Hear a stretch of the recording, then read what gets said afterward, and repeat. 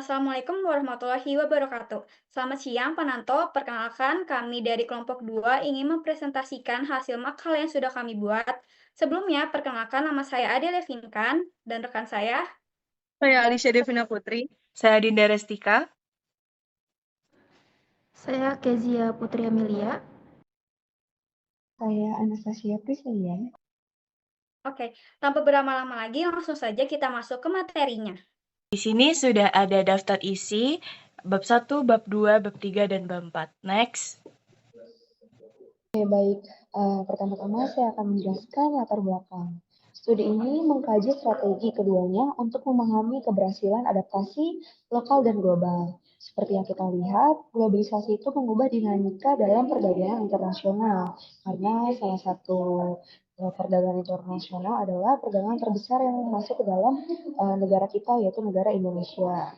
Kemudian kita akan memanfaatkan adaptasi lokal untuk ekspansi Asia Tenggara. Contohnya gini, kayak misalnya Gojek. Gojek itu kan perusahaan Indonesia ya, perusahaan dari lokal. Bagaimana caranya supaya Gojek ini tuh bisa berkembang di luar negeri, nggak hanya di negeri kita aja. Kemudian kita mencari tahu nih, bagaimana si Toyota ini menyesuaikan produk dengan kebutuhan pasar Indonesia. Next slide. Tujuan penelitian kita itu yang pertama, pastinya mengidentifikasi strategi ekspansi Gojek seperti yang saya bilang tadi. Mulai dari GoFood, mulai dari dia beradaptasi dari Indonesia ke luar negeri seperti Singapura, Malaysia, Filipina, dan masih banyak lainnya. Lalu yang kedua itu mengkaji strategi Toyota untuk mempertahankan pasar lokal. Bagaimana nih cara si Toyota itu memodifikasi produknya dia, yaitu barang mobil, dan masih banyak lainnya agar cocok di kebutuhan pasar lokal yaitu negara kita sendiri. Yang ketiga itu membandingkan metode Gojek dan Toyota. Apa aja sih metode dan strategi Gojek dan Toyota ini agar bertahan di dalam lokal dan global. Kemudian yang keempat itu memberikan saran strategis bagi bisnis lokal dan multinasional supaya perusahaan-perusahaan lain ya, selain Gojek dan Toyota ini bisa terinspirasi dari kita. Untuk manfaat penelitiannya ini, dari akademis itu sumber untuk menjadi manajemen strategis. Kemudian pastinya tentang menambah wawasan baru tentang adaptasi bisnis. Kemudian dari mulai segi praktisnya itu, panduan untuk bisnis lokal dan multinasional, seperti yang kita jelaskan tadi. Kemudian untuk dari sosial ekonominya itu, memotivasi UKM bersaing dengan global. Kemudian next itu meningkatkan kesadaran tentang kontribusi ekonomi bisnis karena di sini tuh banyak yang belum aware tentang bisnis ya teman-teman. Selanjutnya di bab 2 ada teori dan konsep. Next. Selanjutnya ada teori competitive advantage. Menurut Michael Porter, keunggulan bersaing adalah kemampuan perusahaan untuk mencapai kinerja yang lebih baik daripada pesaing melalui sumber daya dan kompetensi yang dimiliki. Selanjutnya ada konsep. Konsep yang digunakan adalah marketing public relation. MPR adalah strategi untuk membangun atau meningkatkan kesadaran merek perusahaan agar menjadi pilihan utama konsumen. Selanjutnya, lalu ada strategi diferensiasi. Pada strategi ini, Gojek menawarkan berbagai layanan berbeda seperti GoRide, GoCar, GoFood, dan lain-lain. Sementara itu, Toyota mengelompokkan lini produknya secara efektif untuk memenuhi kebutuhan pelanggan.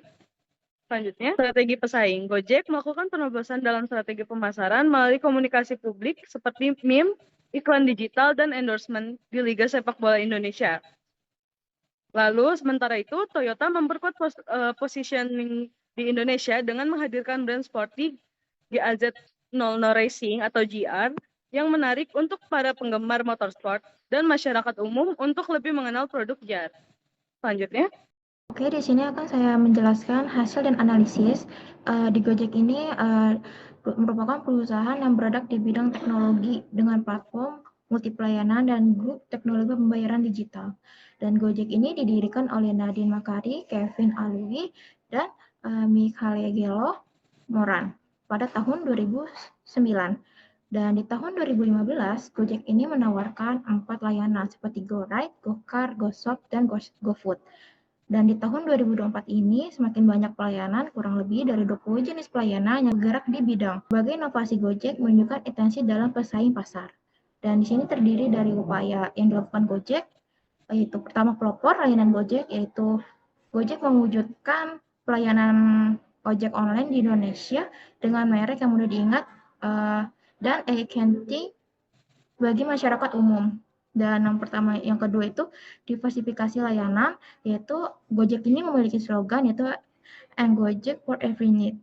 Dan yang ketiga itu kemudahan pemasaran dan pembayaran, yaitu Gojek memfasilitasi pemesanan melalui aplikasi. Dan yang keempat ini strategi pemasaran efektif, yaitu Gojek memanfaatkan situasi di tengah terjadi dengan pembuatan produk atau layanan yang dibutuhkan dan permintaan dari konsumen. Dan untuk kekuatan ekspansinya itu dengan memasukkan Gojek di negara-negara yang kita tahu itu ada beberapa Gojek di negara Asia Tenggara. Yang Gojek ini memanfaatkan budaya transportasi di kawasan tersebut. Dan yang terakhir ini kolaborasi global dan modal besar, yaitu investasi raksasa global seperti Google dan Tencent memberi Gojek keunggulan finansial untuk mendukung ekspansi. Wadinek sama dengan Gojek yaitu merupakan kerja di bidang otomotif yang berada di Jepang, yaitu didirikan pada tahun 1937. Toyota itu dikenal berkualitas tinggi dan Toyota itu mendiversifikasi dengan kebutuhan konsumen di Indonesia.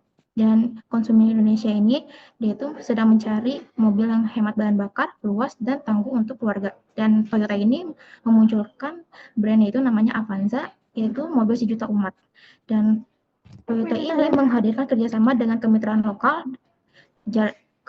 dengan melakukan kerjasama dengan kemitraan lokal dengan Astra Internasional yang dapat memanfaatkan jaringan industri dan layanan jual. Dan Toyota juga memiliki strategi, yaitu melakukan Toyota dalam persaing di Indonesia adalah produk lokal dengan TKDN yang memberikan keuntungan biaya dan mempercepat waktu distribusi. Strategi ini memperlihatkan komitmen Toyota untuk mendukung ekonomi nasional.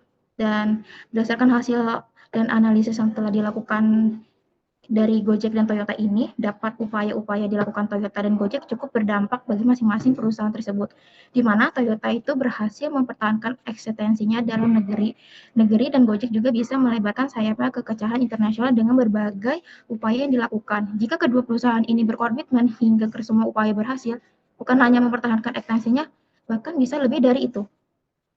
Wadi next. Selanjutnya ada kesimpulan. Analisis ini mendalam terhadap studi kasus Gojek dan Toyota yang memiliki beberapa kesamaan dan perbedaan dalam strategi bisnis mereka yang ada di internasional dan lokal yang sudah berhasil. Kedua perusahaan tersebut menunjukkan kemampuan dalam beradaptasi dengan dinamika pasar yang terus berubah baik di tingkat lokal maupun global. Ada beberapa poin dari persamaan dan perbedaan. Untuk persamaannya, yang pertama itu ada fokus pada pelanggan. Baik Gojek maupun Toyota menempatkan pelanggan sebagai pusat dari semua kegiatan bisnis mereka. Yang kedua yaitu ada inovasi. Kedua perusahaan terus berinovasi untuk mengembangkan produk dan layanan baru untuk memenuhi kebutuhan pasar yang terus berubah. Yang ketiga, ada adaptasi terhadap pasar lokal. Gojek dan Toyota berhasil menyesuaikan strategi mereka dengan kondisi pasar lokal, termasuk budaya, preferensi konsumen, dan regulasi.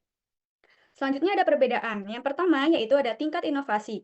Gojek cenderung lebih agresif dalam mengadopsi teknologi baru dan memperkenalkan layanan inovatif dibandingkan Toyota. Yang kedua ada skala bisnis. Gojek merupakan perusahaan startup yang tumbuh dengan cepat, sementara Toyota adalah perusahaan multinasional yang sudah mapan. Yang terakhir yaitu ada produk. Gojek menawarkan berbagai layanan berbasis aplikasi, sedangkan Toyota fokus pada produksi kendaraan. Terakhir yaitu ada saran. Yang pertama ada adaptasi produk. Adaptasi produk ini menyesuaikan produk dengan kebutuhan konsumen lokal di setiap negara untuk menarik minat dari konsumen tersebut. Yang kedua ada berkolaborasi. Berkolaborasi ini bertujuan untuk menjalin kerjasama dengan pihak lain yang memiliki nama besar agar memperkuat posisi di pasar dan mempercepat penetrasi pasar. Yang terakhir ada fokus pada inovasi. Ini bertujuan untuk terus meningkatkan inovasi dengan melakukan riset secara mendalam untuk meningkatkan produk atau layanan yang lebih update, unik, dan relevan dengan kebutuhan pasar. Selanjutnya yaitu ada daftar pustaka yang sudah kami susun. Dan sekian presentasi dari kelompok kami, kurang lebihnya mohon maaf.